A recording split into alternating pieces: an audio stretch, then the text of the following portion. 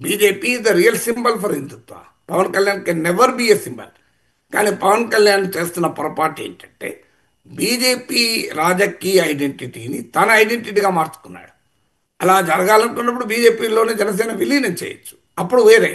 కానీ బీజేపీ నేను వేరే పార్టీగా ఉంటాను ఎందుకంటే విలీనం చేయమని అమిత్ షా అడిగినా చేయలేదని పవన్ కళ్యాణ్ చెప్పాడు.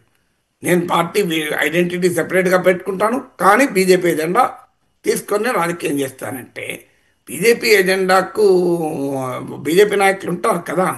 బీజేపీ నాయకులు లేరు, అసలు వీర్రాజులు మాధవులు వాళ్ళ పార్టీకి వాళ్ళు చాలా పెద్ద పెద్ద నాయకులు ఉన్నారు. బయట వాళ్ళు వచ్చి మిత్రపక్షాల వల్ల బీజేపీ ఐడెంటిటీ ఉండదు.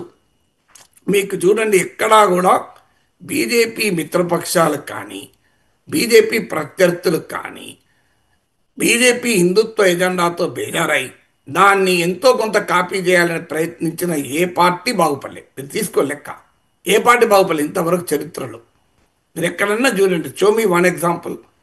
తృణమూల్ కాంగ్రెస్ బీజేపీ పెరగడంతో పెద్ద ఎత్తున దుర్గామాత ఉత్సవాలను మొదలుపెట్టారు. ఏమైంది? పార్లమెంట్ ఎన్నికల్లో దెబ్బతింటున్నారు కదా. ఇప్పుడు అసెంబ్లీ ఎన్నికల్లో రేపు ఏమవుతుందో తెలియదు.